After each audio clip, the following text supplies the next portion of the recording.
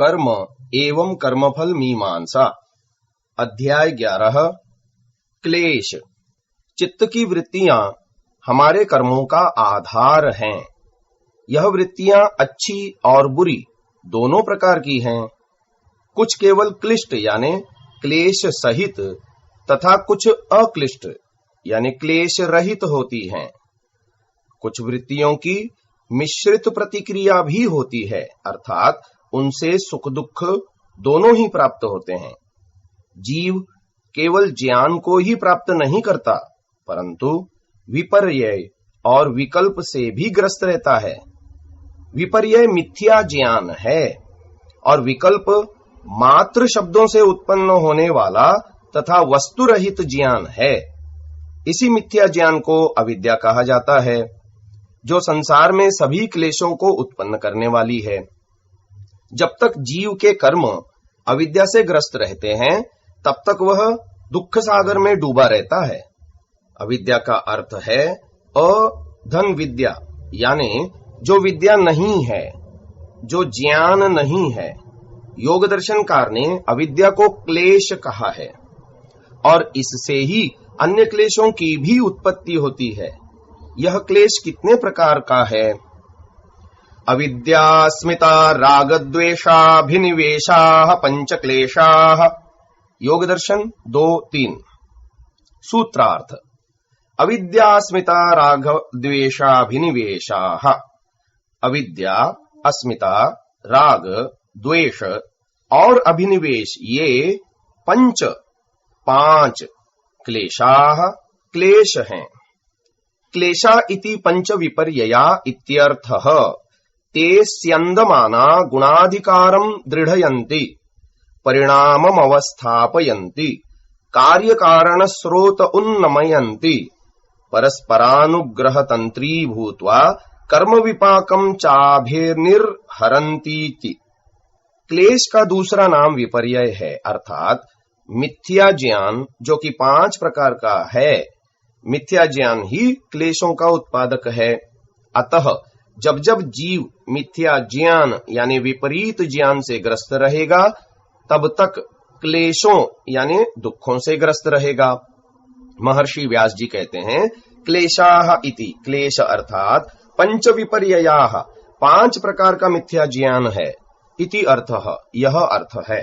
ते वे अविद्यादि क्लेश स्यन्दमानाः, उदार अवस्था में अर्थात वर्तमान में प्रवृत्त होते हुए, वृत्ति रूप को प्राप्त हुए, गुणाधिकारम, सत्वादि गुणों के कार्य उत्पादन रूप अधिकार को दृढ़यन्ति, दृढ़ अर्थात बलवान करते हैं। परिणामम, गुणों के कार्य रूप परिणाम यानी प्रकृति के कार्यों को, अवस्थापयन्ति, अवस्थापित करते हैं यानी चलाते हैं। कार्य कारण स्रोतः, कार्य कारण के स्रोत यानी कार्य और कारण अर्थात प्रकृति, महत्त्व, अहंकार आदि की परंपरा को उन्नमयन्ति, बढ़ाते हैं। च और परस्परानुग्रह तंत्री भूत्वा, परस्पर यानी एक दूसरे का काम साधने वाले, अनुग्रह कारक होकर अर्थात क्लेश कर्मों के और कर्म क्लेशों के साथ मिलकर कर्म विपाकम, कर्म फल अर्थात जाति, आयु और भोग रूप फलों को अभिनिर्हरन्ति, निष्पादित करते हैं। योग सूत्रों पर विशेष व्याख्यान के लिए योग दर्शन का भाष्य देखना चाहिए। इस प्रकार इन अविद्या आदि क्लेशों कार्य क्षेत्र में परिणत होने पर 4 प्रकार से प्रभाव दिखाते हैं। पहला प्रभाव, अविद्या से सत्वरज और तम गुणों के कार्य उत्पादन रूपी अधिकार दृढ़ होता है। ये अविद्यादि क्लेश चित्त को पुरुष के लिए भोग संपादन रूपी कार्य को दृढ़ता से लगाए रखते हैं।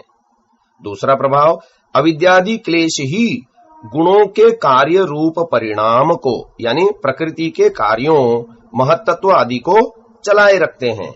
जब तक अविद्या का पुरुष रूपी जीवों के साथ संबंध रहेगा, तब तक यह प्रकृति के परिणाम को प्राप्त होने की प्रक्रिया चालू ही रहेगी।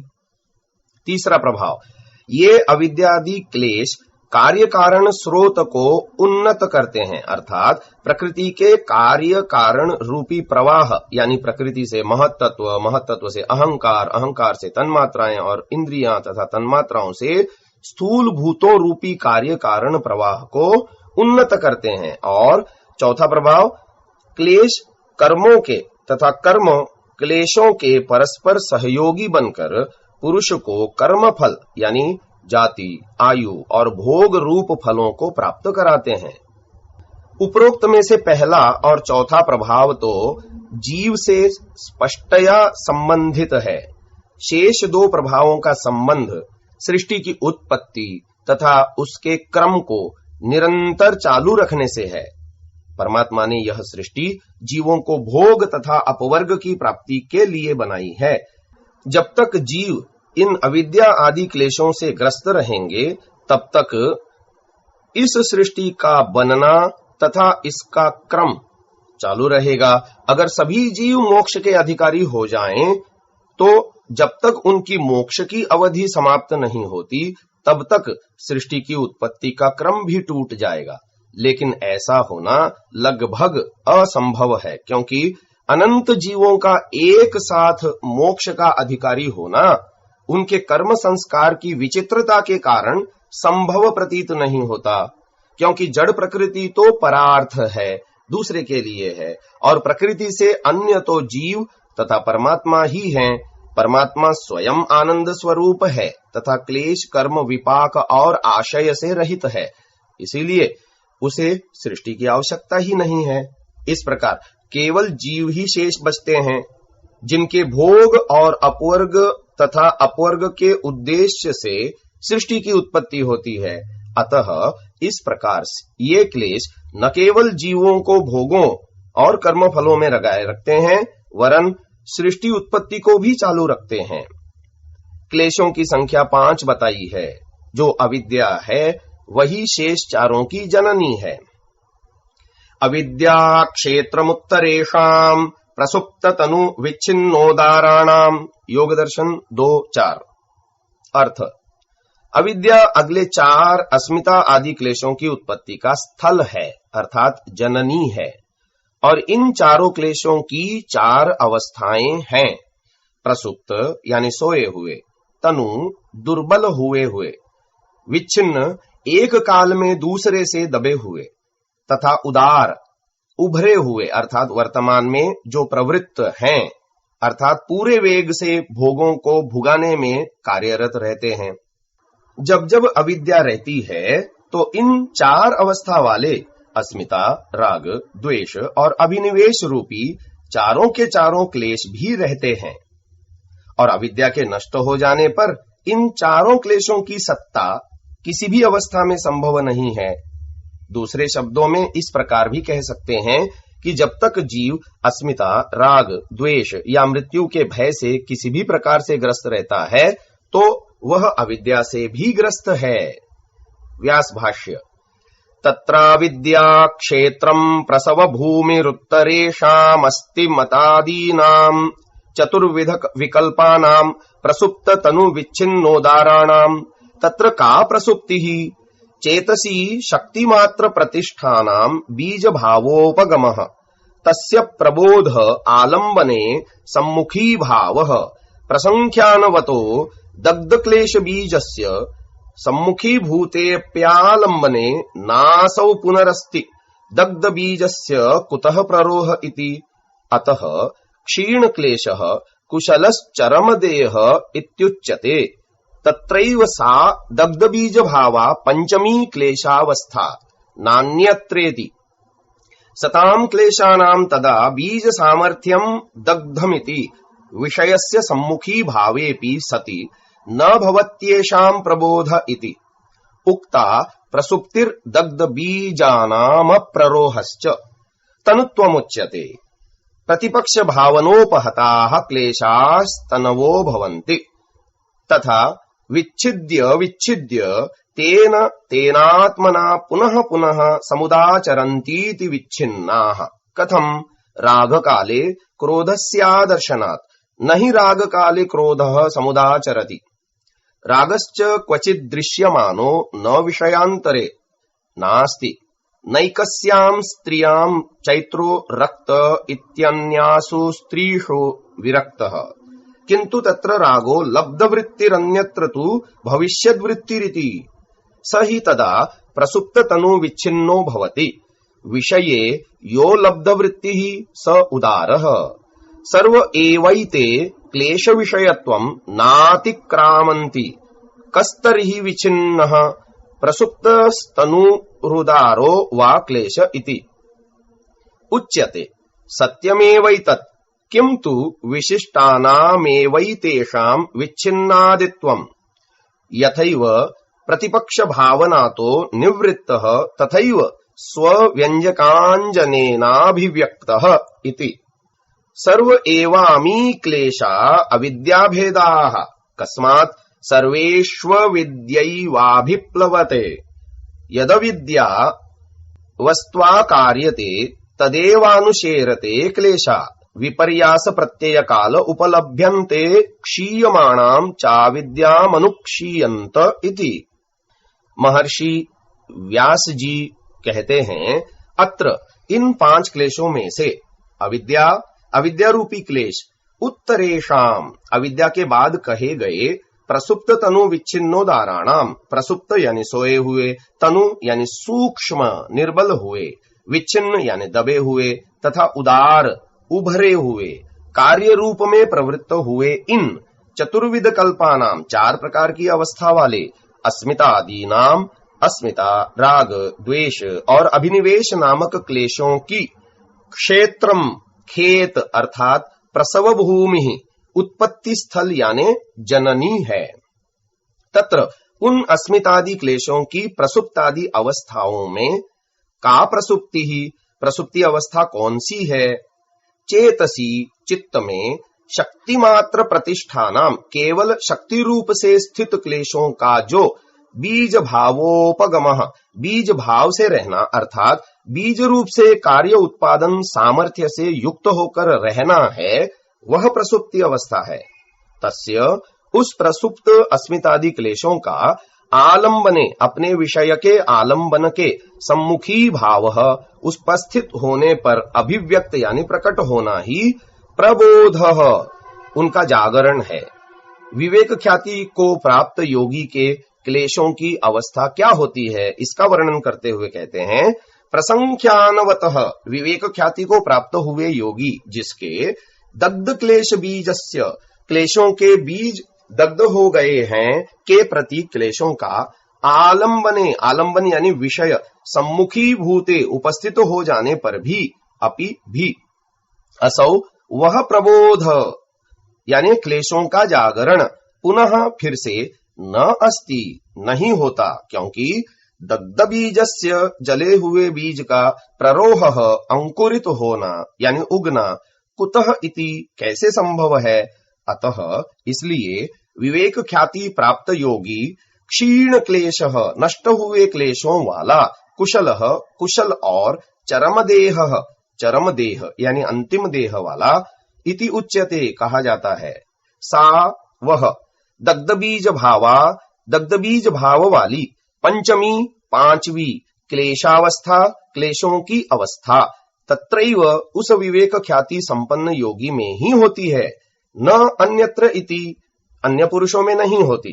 तदा उस समय यानी योगी के चित्त में सताम क्लेशानाम क्लेशों की सत्ता होते हुए भी उनका बीज सामर्थ्यम बीज रूप शक्ति यानी अंकुरित होने का सामर्थ्य दग्धम इति दग्ध यानी नष्ट हो जाने से विषयस्य उनके विषय यानी आलंबन के सम्मुखी भावे अपि सति सम्मुख यानी उपस्थित होने पर भी एषाम इन क्लेशों का प्रबोध जागरण यानी प्रकट होना न भवति नहीं होता इति इस प्रकार प्रसुप्ति ही क्लेशों की प्रसुप्ति अवस्था च और दग्धबीज भाव को प्राप्त हुए क्लेशों का अप्ररोह अंकुरित न होना उक्ता कहा गया।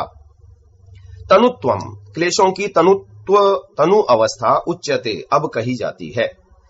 प्रतिपक्ष भावनोपहता क्रिया योग के अनुष्ठान के द्वारा प्रतिपक्ष भावना से प्रताड़ित हुए यानी दबे हुए क्लेशाः क्लेश तनवः तनु यानी सूक्ष्म यानी निर्बल भवंती हो जाते हैं, तथा उसी प्रकार विच्छिद्य विच्छिद्य बीच बीच में टूट टूट कर यानी रुक रुक कर तेन तेन आत्मना अपने उस रूप से पुनः पुनः बारंबार समुदाचरन्ति आविर्भूत यानी प्रकट होते हैं। इति इसीलिए यह विच्छिन्नाः क्लेशों की विच्छिन्न अवस्था है। कथम कैसे? राग काले राग नामक क्लेश के काल में क्रोधस्य क्रोध यानी द्वेष नामक क्लेश के अदर्शनात् न देखे जाने से ही, क्योंकि राग काले राग के काल में क्रोध न समुदाचरति प्रकट नहीं होता, यह क्रोध की कालिक विच्छिन्न अवस्था है। च और क्वचित किसी एक विषय यानी आलंबन में दृश्यमानः दिखाई देता हुआ राग नामक क्लेश विषयांतरे अन्य विषयों में आलंबनों में न अस्ति नहीं है, न ऐसा नहीं है, अर्थात उन अन्य आलंबनों में भी राग होता है। जैसे एकस्याम स्त्रियाम एक स्त्री में रक्तः आसक्त यानी रागयुक्त चैत्र नामक पुरुष, अन्यासु स्त्रीषु अन्य स्त्रियों में विरक्त यानी राग रहित है। इति न ऐसा नहीं जानना चाहिए, किंतु तत्र वहां पर उस स्त्री में राग नामक क्लेश लब्ध वृत्ति ही, लब्ध यानी वर्तमान में प्रकट रूप वाला उदार अवस्था वाला है, और अन्यत्र तु अन्य स्त्रियों के प्रति तो भविष्यद वृत्ति ही इति भविष्यत काल में प्रकट होने वाला है। इस प्रकार ही निश्चय रूपेण सह वह भविष्यत काल में होने वाला राग नामक क्लेश तदा वर्तमान वृत्ति काल में प्रसुप्त तनु विच्छिन्न, प्रसुप्त तनु और विच्छिन्न अवस्था वाला भवती होता है। यह दैशिक विच्छिन्नता है। यह जो क्लेश विषये अपने विषय के प्रति लब्ध वृत्ति ही अपने पूरे स्वरूप से प्रकट होकर रहे, सह वह क्लेश उदार अवस्था वाला है। एते सर्वम एव इन सभी अवस्था वालों ये क्लेश विषयत्वम क्लेश विषयता को न अतिक्रामंती नहीं छोड़ते, अर्थात सभी अवस्थाओं में ये क्लेश ही कहते हैं। कह तरही तो कैसे? क्लेशः क्लेश विच्छिन्न प्रसुप्त तनु वा और उदारः इति उदार अवस्था वाले कहे जाते हैं। उच्यते और भी कहा जाता है। एतत् इन प्रसुप्तादि अवस्थाओं में ये सभी क्लेश ही हैं। यह सत्यम एव सत्य ही है, किंतु विशिष्टानाम एव विशेष अवस्थाओं में स्थित होने से ही एतेषाम इन क्लेशों के विच्छिन्नादित्वम विच्छिन्न आदि नाम होते हैं। यथैव जिस प्रकार से ये क्लेश प्रतिपक्ष भावनातः प्रतिपक्ष भावना अर्थात क्रिया योग के अनुष्ठान द्वारा उत्पन्न हुई विरोधी भावनाओं से निवृत्त होते हैं, तथैव उसी प्रकार स्वव्यंजकांजनेन अपने अभिव्यंजक प्रकाशक कारण से अभिव्यक्त इति अभिव्यक्त अर्थात प्रकट होते हैं। अमी सर्व एव क्लेशाः ये सभी अस्मितादि क्लेश अविद्याः भेदाः अविद्या के ही भेद हैं। कस्मात् किस कारण से? क्यों? क्योंकि सर्वेषु सभी क्लेशों में अविद्या एव अविद्या ही अभिप्लवते व्याप्त है, आधार रूप से स्थित है। यद वस्तु जो वस्तु यानी विषय अविद्या अविद्या से आकार्यते प्रस्तुत यानी प्रतिभासित की जाती है। क्लेशाः अस्मितादि क्लेश तदेव उसी वस्तु या विषय का अनुशेरते अनुगमन करते हैं, क्योंकि विपर्यास प्रत्यय काले मिथ्याज्ञान के काल में ही उपलभ्यन्ते ये क्लेश उपलब्ध यानी प्रकट होते हैं। च और क्षीयमाणाम अविद्याम अविद्या के क्षीण होने के साथ अनुक्षीयन्ते इति क्षीण अर्थात नष्ट हो जाते हैं। इन क्लेशों की माता अविद्या के स्वरूप का निर्देश किया गया है। अनित्या शुचि दुःखानात्मसु नित्य शुचि सुखात्म ख्याति अविद्या। योग दर्शन 2.5 अर्थ अनित्य, अशुचि, दुख, अनात्म पदार्थों में क्रमशः नित्य, शुचि, सुख तथा आत्मा का ज्ञान होना अविद्या है। इसी तरह से इनमें विपरीत ज्ञान अर्थात नित्य में अनित्य का ज्ञान, अशुचि में अशुचि, सुख में दुख तथा आत्मवान पदार्थों में अनात्म का ज्ञान भी अविद्या कहलाती है। अतः जो पदार्थ जैसा है उसको वैसा ही ज्ञान विद्या कहता है और विपरीत ज्ञान अविद्या। इस सूत्र पर महर्षि दयानंद जी सत्यार्थ प्रकाश के 7वें समोल्लास में लिखते हैं, जो अनित्य संसार और देह आदि में नित्य अर्थात जो कार्य जगत देखा सुना जाता है सदा रहेगा, सदा से है और योग बल से यही देवों का शरीर सदा रहता है, ऐसी विपरीत बुद्धि का होना अविद्या का प्रथम भाग है। अशुचि अर्थात मलमय स्त्रियादि के शरीर यानी स्त्री आदि के शरीर और मिथ्या भाषण, चोरी आदि अपवित्र में पवित्र बुद्धि दूसरा, अत्यंत विषय सेवन रूप दुख में सुख बुद्धि तीसरा, अनात्म में आत्मबुद्धि करना अविद्या का चौथा भाग है। यह 4 प्रकार का विपरीत ज्ञान अविद्या कहलाती है। इससे विपरीत अर्थात अनित्य में अनित्य और नित्य में नित्य, अपवित्र में अपवित्र और पवित्र में पवित्र, दुख में दुख और सुख में सुख, अनात्मा में अनात्मा और आत्मा में आत्मा का ज्ञान होना विद्या है। अर्थात वेत्ति यथावत् तत्वं पदार्थ स्वरूपम यया सा विद्या, यया तत्व स्वरूपम न जानाति भ्रमाद अन्यस्मिन् अन्यं निश्चिनोति सा विद्या। जिससे पदार्थों का यथार्थ स्वरूप बोध होवे वह विद्या, और जिससे तत्व स्वरूप न जान पड़े अन्य में अन्य बुद्धि होवे वह अविद्या कहती है। सत्यार्थ प्रकाश 9वां समोल्लास। अविद्या के लक्षण ये हैं। अनित्या, अनित्य अर्थात कार्य जो शरीरादि स्थूल पदार्थ तथा लोक लोकांतर में नित्य बुद्धि, तथा जो नित्य अर्थात ईश्वर, जीव, जगत का कारण, क्रिया क्रियावान, गुण गुणी और धर्म धर्मी हैं। इन नित्य पदार्थों का परस्पर संबंध है।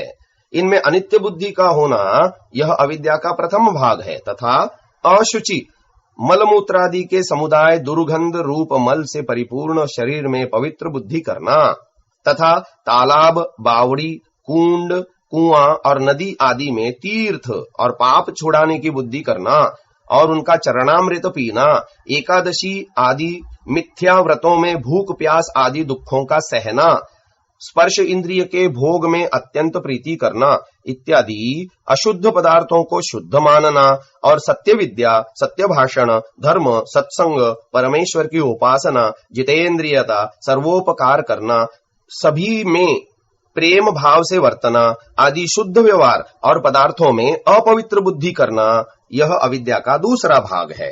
तथा दुख में सुख बुद्धि अर्थात विषय तृष्णा, काम, क्रोध, लोभ, मोह, शोक, ईर्ष्या, द्वेष आदि दुख रूप व्यवहारों से सुख मिलने की आशा करना, तथा जितेंद्रियता, निष्काम, शम, संतोष, विवेक, प्रसन्नता, प्रेम, मित्रता आदि सुख रूप व्यवहारों में दुख बुद्धि करना यह अविद्या का तीसरा भाग है। इसी प्रकार अनात्मा में आत्मबुद्धि अर्थात जड़ में चेतन भाव और चेतन में जड़ भाव करना अविद्या का चौथा भाग है।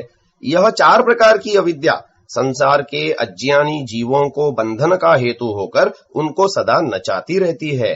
परंतु विद्या अर्थात पूर्वोक्त अनित्य, अशुचि, दुख और अनात्मा में अनित्य, अशुचि, दुख और अनात्म बुद्धि का होना तथा नित्य, शुचि, सुख और आत्मा में नित्य, शुचि, सुख और आत्म बुद्धि करना यह 4 प्रकार की विद्या है। जब विद्या से अविद्या की निवृत्ति होती है तब बंधन से छूट के जीव मुक्ति को प्राप्त होता है। ऋग्वेदादि भाष्य भूमिका मुक्ति विषय।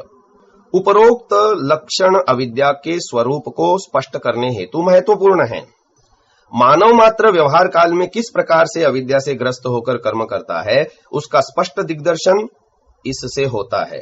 इस सूत्र की शास्त्रीय व्याख्या में महर्षि व्यास जी लिखते हैं, अनित्ये कार्ये नित्य ख्याति ही तद यथा ध्रुवा पृथिवी ध्रुवा सचंद्र तारकाद्यौः अमृता दिवौकस इति तथा शुचौ परम बीभत्से कार्ये स्थानाद् बीजादुपष्टम्भान् निःस्यन्दान् निधनादपि कायमाधेय शौचत्वात् पंडिता ह्यशुचिम् विदुः इत्यशुचौ शरीरे शुचिख्यातिर्दृश्यते।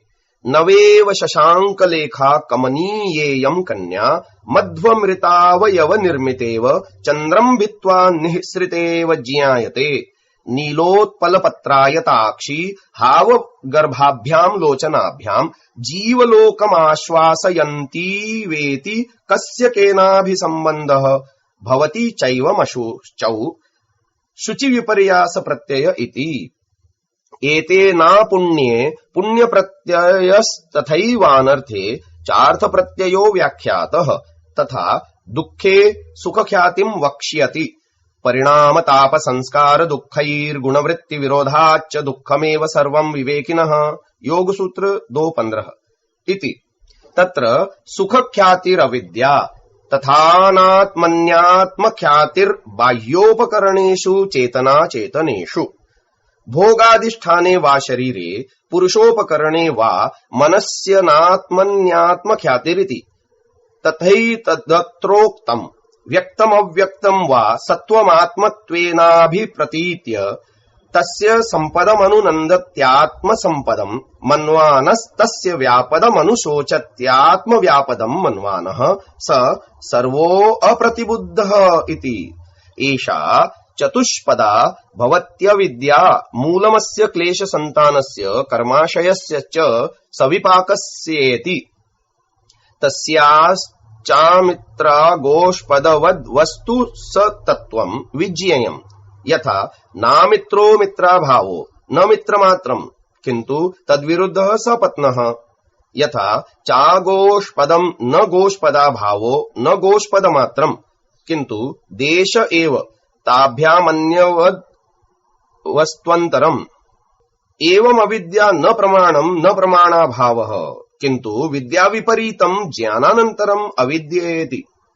अनित्य कार्ये, अनित्य अर्थात कार्य यानी बने हुए पदार्थों में नित्य ख्याति ही नित्य पदार्थ का ज्ञान होना अविद्या है। तद्यथा वह जैसे कि पृथ्वी ध्रुवा नृत्य है, सचंद्र तारका चंद्र और तारों सहित द्यौः द्युलोक ध्रुवा नित्य है और दिवौकस देवगण अमृताः अमृत अर्थात नित्य हैं इति। यह अविद्या का प्रथम प्रकार है। तथा वैसे ही अशुचौ अपवित्र अर्थात परम बीभत्से अत्यंत विकृत एवं घृणित काये शरीर में पवित्र बुद्धि का होना भी अविद्या है।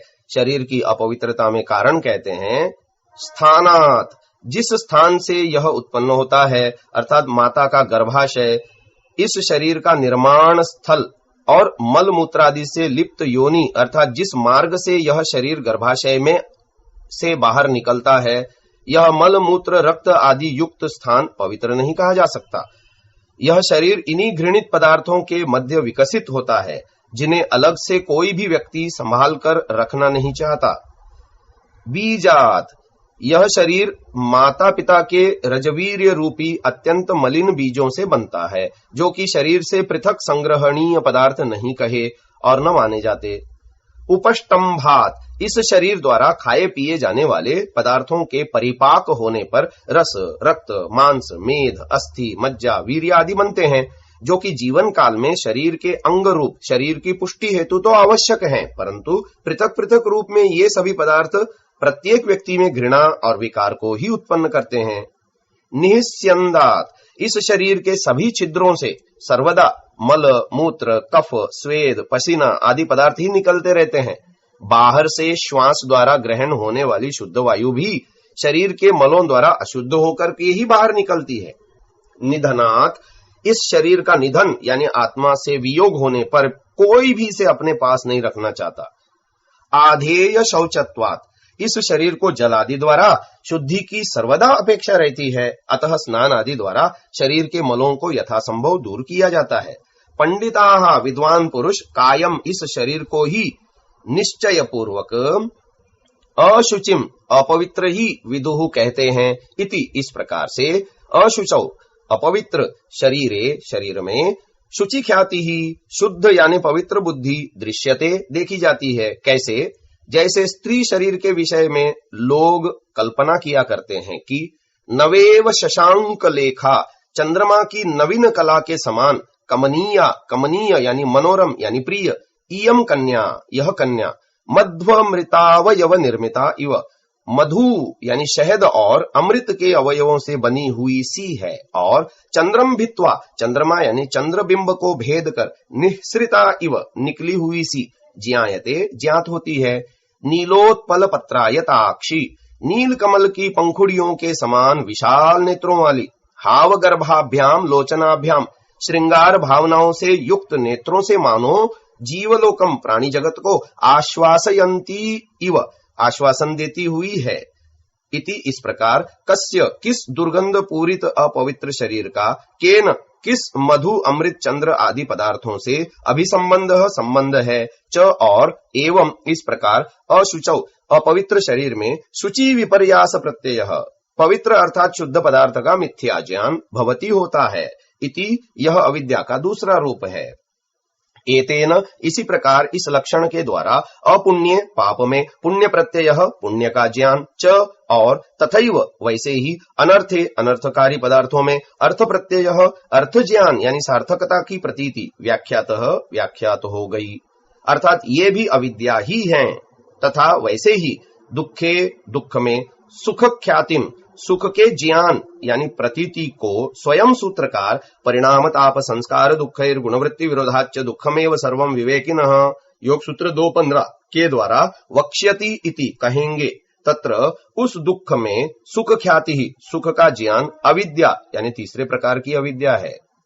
तथा उसी प्रकार अनात्मनि, आत्मा से भिन्न पदार्थों में आत्मख्याति ही, आत्मा का ज्ञान चौथे प्रकार की अविद्या है। जैसे बाह्योपकरणेषु, बाह्य साधनों, चेतना चेतनेषु स्त्री पुत्र पशु आदि चेतन तथा गृह धन आदि भोग्य अचेतन पदार्थों में, वा अथवा भोगाधिष्ठाने, भोग के आधार यानी आश्रय शरीरे, शरीर में, वा अथवा पुरुषोपकरणे, पुरुष यानी जीवात्मा के उपकरण अथवा साधन, अनात्मनि, आत्मा से भिन्न, मनसी, मन अंतःकरण में आत्मख्याति, आत्मा का ज्ञान यानी आत्मबुद्धि होना, इति यह अविद्या है।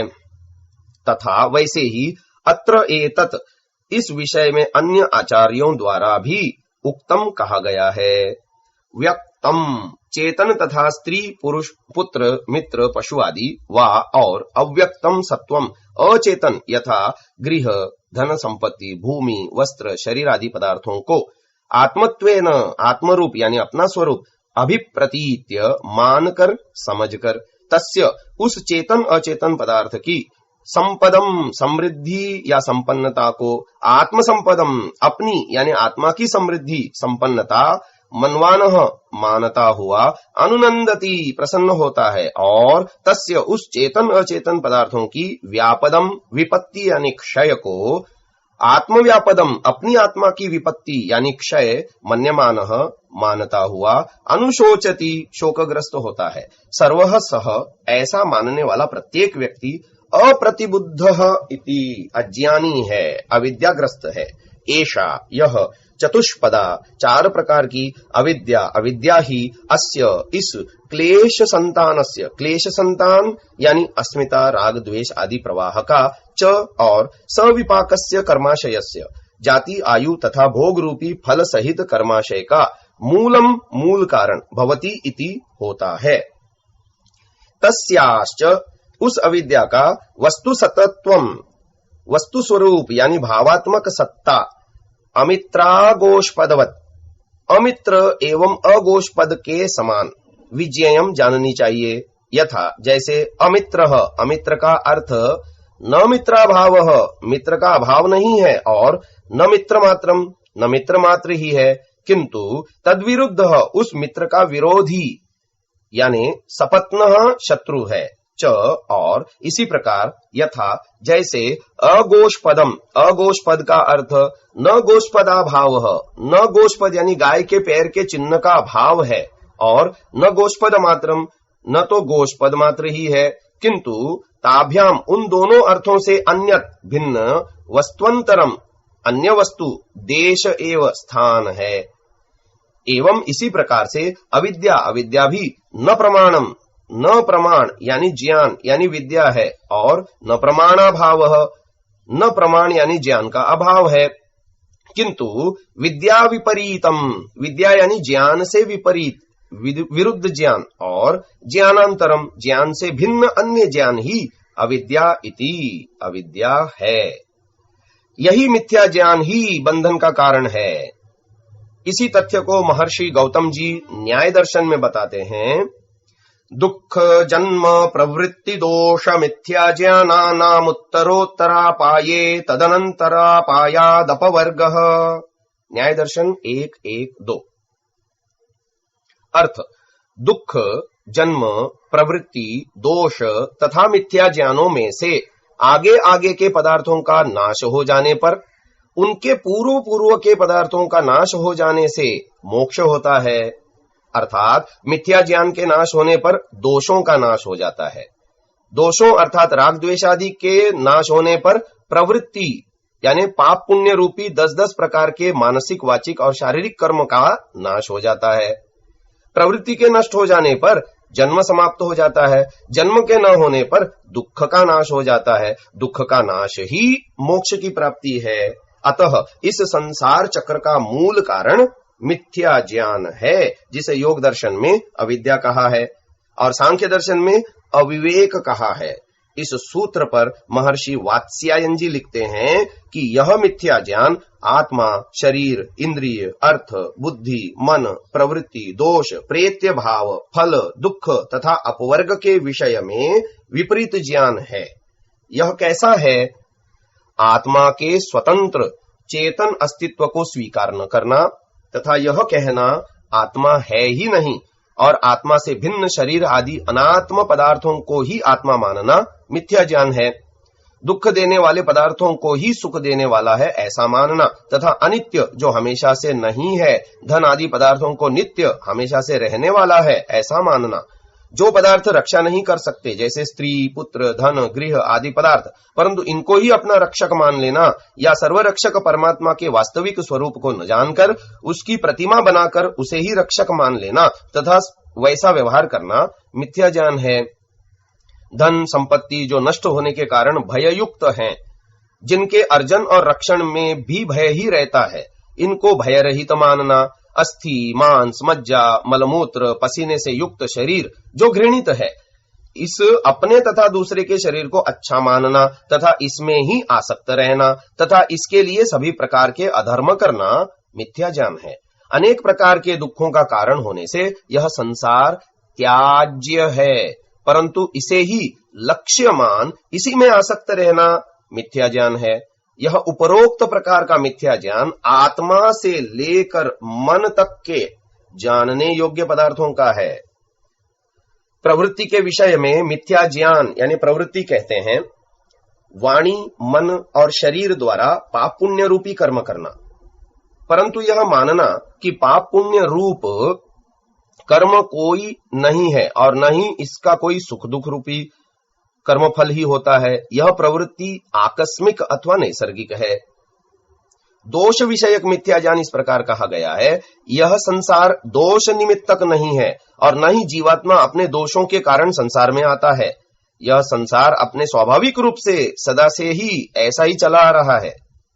प्रेत्य भाव के विषय में मिथ्या ज्ञान, वर्तमान जीवन के समाप्त होने पर फिर देह का किसी देह के साथ संबंध नहीं होता, ऐसा कोई ज्ञान का आश्रय आत्मा नामक पदार्थ नहीं है जो जन्म मरण को प्राप्त हो। शरीर के साथ संबंध जन्म और वियोग मरण कहता है।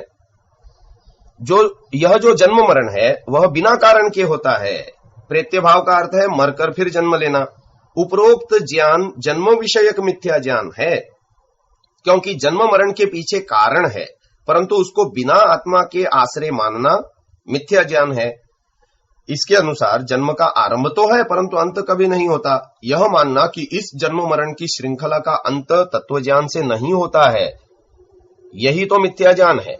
यदि प्रेत्य भाव को कारण सहित माना जाए तो भी जीव के कर्मों को इनका कारण न मानना भी मिथ्या ज्ञान है, क्योंकि इस मत के अनुसार कोई चेतन आत्मा है ही नहीं। यह जन्म मरण रजवीर्य के संयोग से होना तथा देह इंद्रिय बुद्धि हर्ष शोक आदि के नाश से मरण कहना तथा इस क्रम का चलते जाना जन्म है, यह भी मिथ्या ज्ञान है। इस प्रकार आत्मा का स्वीकार न करना मिथ्या ज्ञान है। इसके बाद अपवर्ग यानी मोक्ष विषयक मिथ्या ज्ञान के बारे में कहते हैं कि यह महाभयंकर और असहनीय है, क्योंकि इसमें सांसारिक पदार्थों का वियोग हो जाने से सब प्रकार की प्रगतियां नष्ट हो जाती हैं तथा प्राणियों के कल्याणकारक विषयों का नाश हो जाता है। कौन ऐसा बुद्धिमान प्राणी है जो सब सुखों का नष्ट कर इस निष्क्रिय अपवर्ग को प्राप्त करना चाहेगा। इस तरह विभिन्न प्रकार के मिथ्या ज्ञानों का स्वरूप बताया है। इस मिथ्या ज्ञान का क्या परिणाम होगा इसके विषय में बतलाते हुए कहा है, इस मिथ्या ज्ञान से अनुकूल परिस्थितियों में अपने अनुकूल विषयों को प्राप्त करने की इच्छा रूप राग होता है तथा प्रतिकूल परिस्थितियों तथा विषयों में द्वेष यानी त्यागने की इच्छा भड़क उठती है। यह राग द्वेष के प्रभाव, इस राग द्वेष के प्रभाव से व्यक्ति दूसरों के प्रति डाह, ईर्ष्या, दंभ, छल कपट, लोभ आदि दोषों में फंस जाता है। इन दोषों से प्रेरित होकर व्यक्ति अपने शरीर, वाणी तथा मन के द्वारा अनेकों प्रकार के पाप पुण्य रूप प्रवृत्तियों में लग जाता है। जब व्यक्ति की प्रवृत्ति पाप की ओर झुकी होती है तब व्यक्ति शरीर से हिंसा, स्तेय यानी चोरी तथा अप्रतिषिद्ध मैथुन अर्थात पर स्त्री से भोग ऐसे 3 प्रकार के दुष्कर्म करता है तथा वाणी से मिथ्या भाषण, कठोर वचन बोलना, चुगलखोरी तथा असंबद्ध प्रलाप रूपी 4 प्रकार के पाप करता है तथा मन से दूसरों के प्रति द्रोह, अन्याय से दूसरों के धन की प्राप्ति की इच्छा तथा नास्तिकता, ईश्वर और वेद का न मानना रूपी मानसिक कर्म करता है। यह पाप रूप प्रवृत्ति अधर्म को बढ़ाती है। जब व्यक्ति की प्रवृत्ति का झुकाव पुण्य की ओर होता है तब व्यक्ति शरीर से दान करना, दूसरों की रक्षा करना तथा दूसरों की सेवा करना आदि शुभ कर्म, वाणी से सत्य भाषण, दूसरों के प्रति हितकारक वचन, प्रिय वचन यानी मधुर वार्तालाप तथा वेद आदि सत्य शास्त्रों के स्वाध्याय रूपी शुभ कर्म तथा मन से समस्त प्राणियों के प्रति दया भाव, लोभ न करना तथा शास्त्र आदि तथा आप्त पुरुषों में श्रद्धा रखना रूपी शुभ मानसिक कर्म करता है। यह शुभ प्रवृत्ति धर्म का विस्तार करती है। यह शुभ तथा धार्मिक प्रवृत्ति जीव के लिए अच्छे जन्म का कारण बनती और अशुभ तथा अधार्मिक प्रवृत्ति जीव के लिए बुरे जन्मों का कारण बनती है। यह जन्म क्या है? देह, इंद्रिय, मन, बुद्धि का मिलना यानी प्राप्त होना जन्म कहता है। इससे आत्मा का देह आदि के साथ संबंध हो जाता है। इस जन्म के होने से ही आत्मा को दुख का अनुभव होता है, अतः जन्म ही दुख का कारण कहा गया है।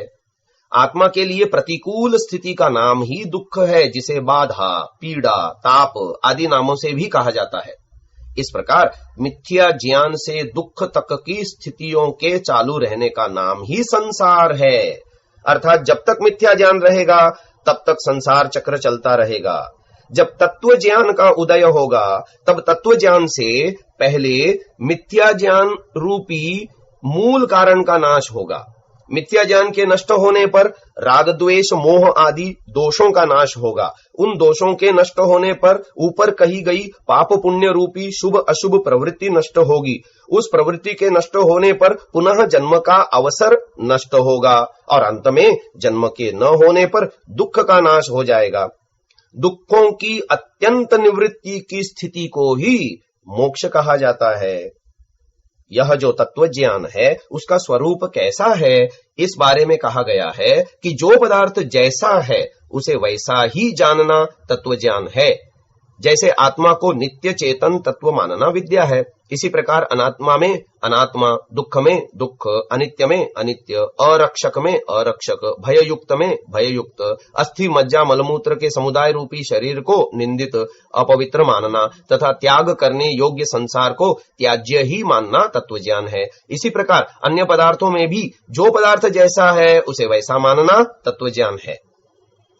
योग दर्शनकार महर्षि पतंजलि जी के अनुसार अविद्या के रहते अस्मिता, राग, द्वेष और अभिनिवेश क्लेश भी जीव को त्रस्त करते रहते हैं। इनको यथाक्रम कहा गया है। दृग्दर्शन शक्त्योरेकात्मते वास्मिता। सूत्रार्थ। दृग्दर्शन शक्त्योः, दृक् शक्ति यानी पुरुष यानी जीवात्मा, ज्ञान प्राप्त करने वाला, और दर्शन शक्ति बुद्धि यानी ज्ञान का साधन यानी ज्ञान प्राप्त कराने वाली की एकात्मता इव एक रूपता जैसी प्रतीति अस्मिता नामक क्लेश है। इस पर महर्षि दयानंद जी सरस्वती लिखते हैं, अस्मिता दूसरा क्लेश अस्मिता कहता है, अर्थात जीव और बुद्धि को मिले के समान देखना, अभिमान और अहंकार से अपने को बड़ा समझना इत्यादि व्यवहार को अस्मिता जानना। जब सम्यक विज्ञान से अभिमान आदि के नाश होने से इसकी निवृत्ति हो जाती है, तब गुणों के ग्रहण में रुचि होती है।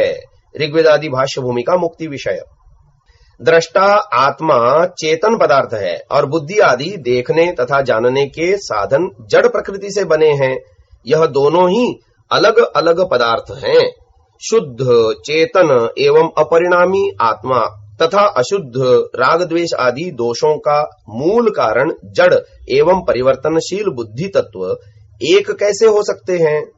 परंतु अविद्या से ग्रस्त जीव अपने चेतन रूप तथा बुद्धि आदि जड़ पदार्थों में भिन्नता का अनुभव न करता हुआ दोनों को एक ही मान बैठता है। यही अस्मिता नामक क्लेश है। व्यास भाष्य। पुरुषो दृक् शक्तिर बुद्धिर दर्शन शक्तिरित्येतयोरेक स्वरूपापत्तिरिवास्मिता क्लेश उच्यते।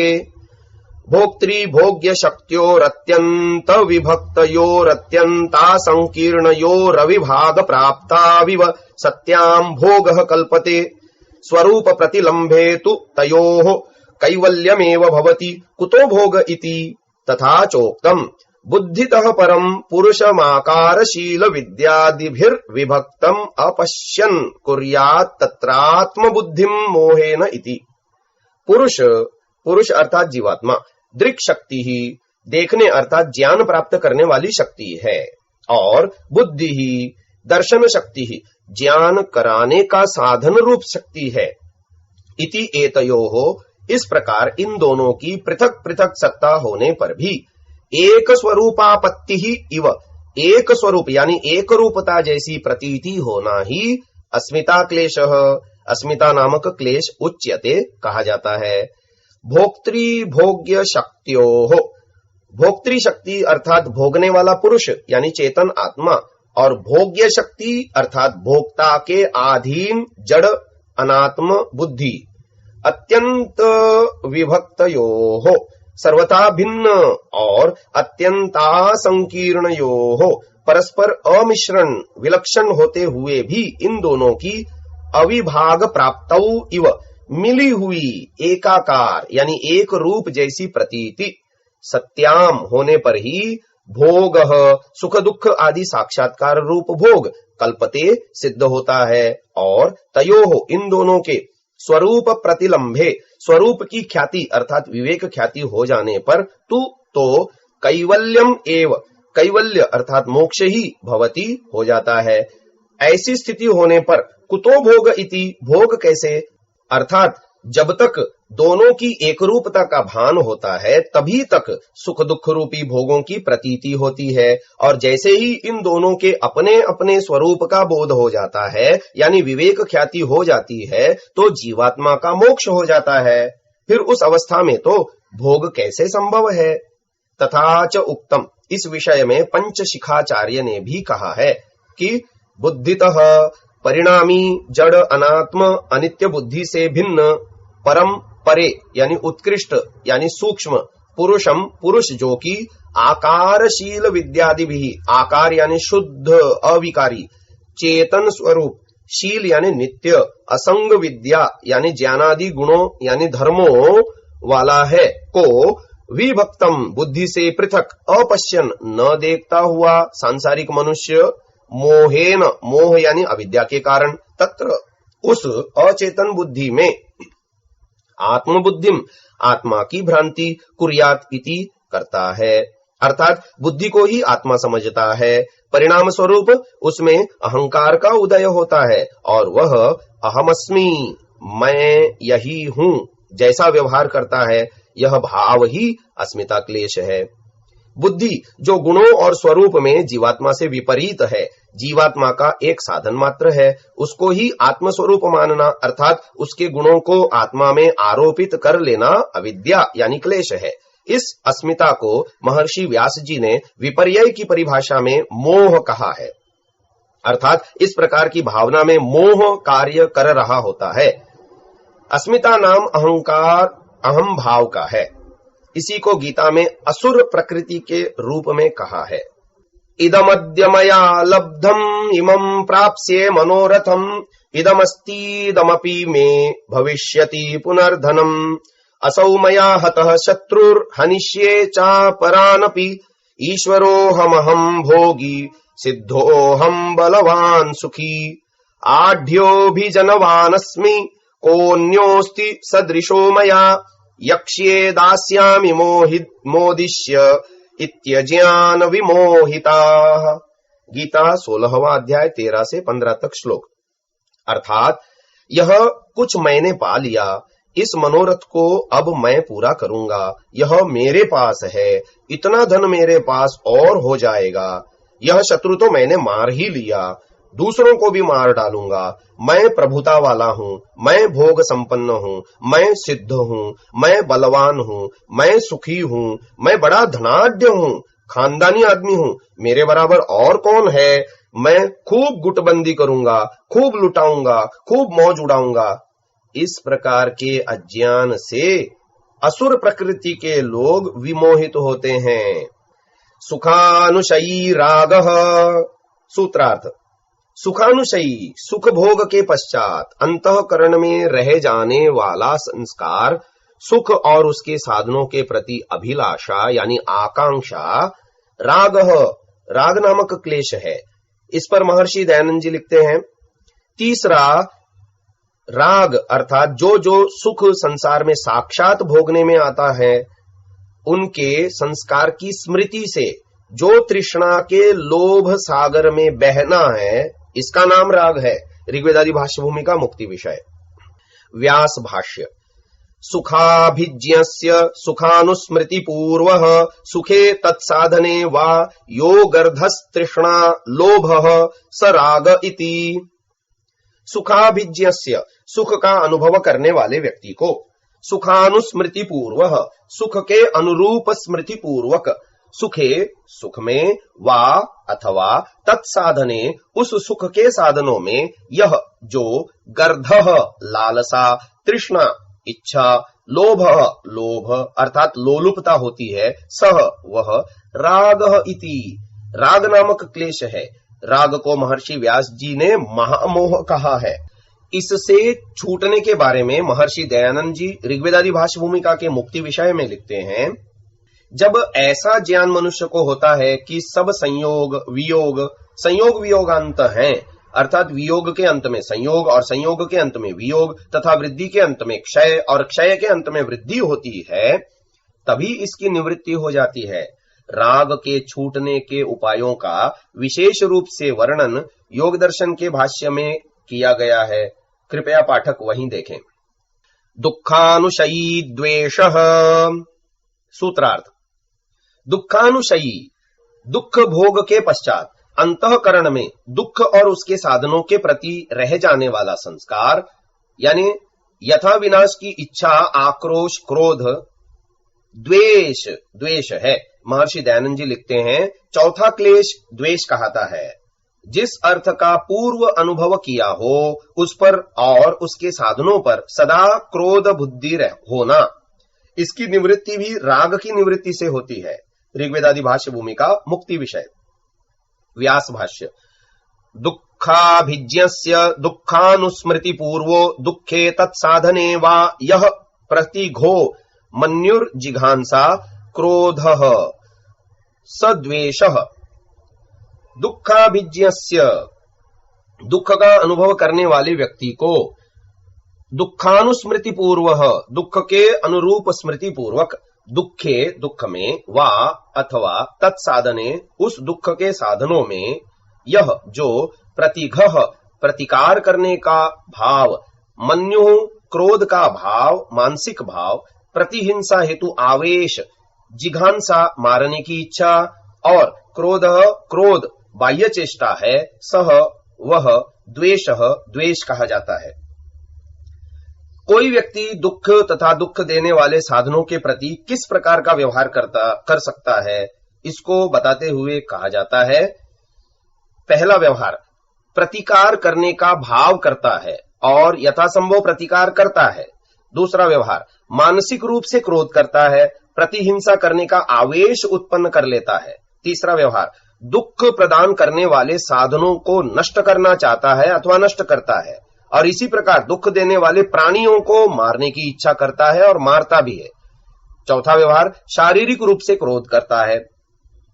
उपरोक्त सभी प्रकार से अंतःकरण को मलिन कर और भी दुख प्रदान करते हैं।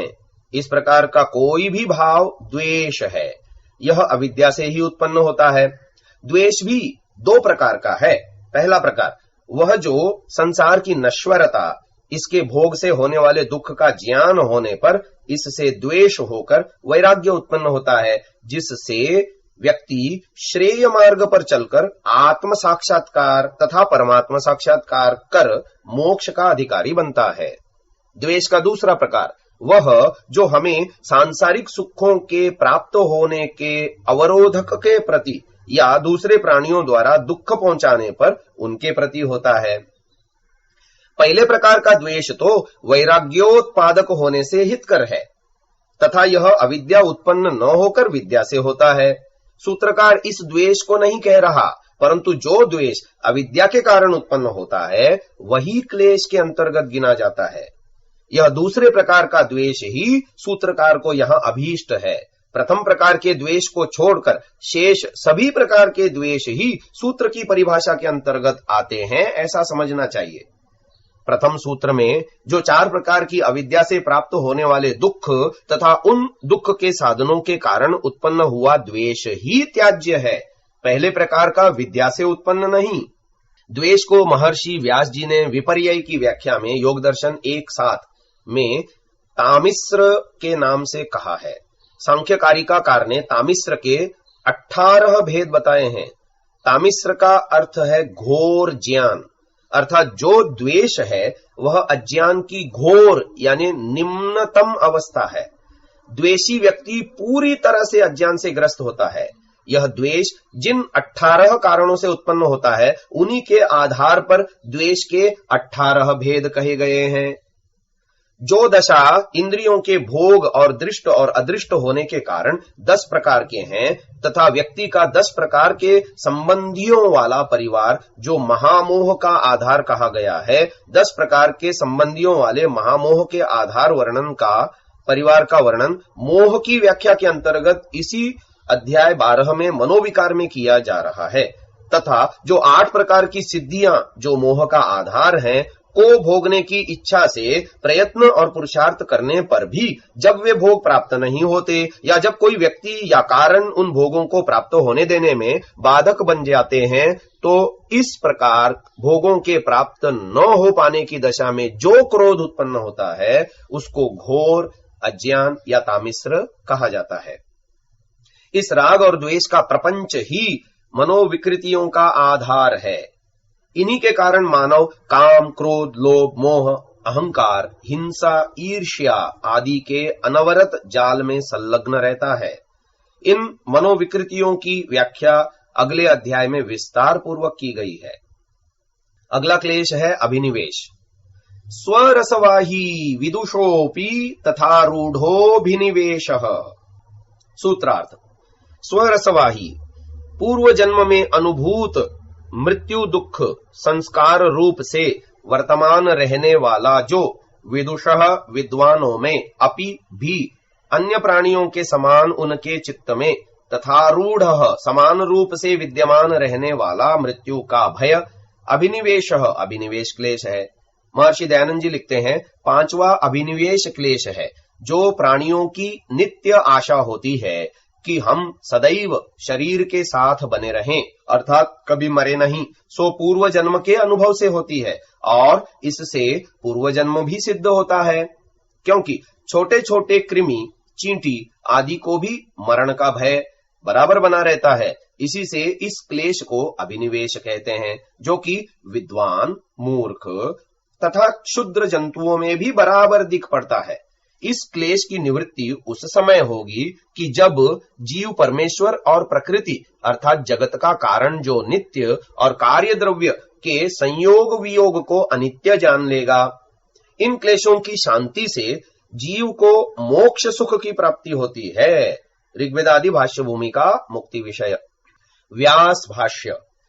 सर्वस्य प्राणिन इयमात्मा शीर्नित्या भवति मा न भूवं भूयासमिति न चाननुभूत मरण धर्म कस्यैषा भवत्यात्माशीः एतया च पूर्वजन्मानुभवः प्रतीयते स चायमभिनिवेशः क्लेशः स्वरसवाही कृमेरपि जातमात्रस्य प्रत्यक्षानुमानागमैरसंभावितो मरणत्रास उच्छेद दृष्ट्यात्मकः पूर्वजन्मानुभूतं मरण दुःखमनुमापयन्ति यथा चायमत्यन्तमूढेषु दृश्यते क्लेशस्तथा विदुषोऽपि विज्ञात पूर्वापरान्तस्य रूढः कस्मात् समाना हि तयोः कुशलाकुशलयोर्मरण दुःखानुभवादियं वासनेति।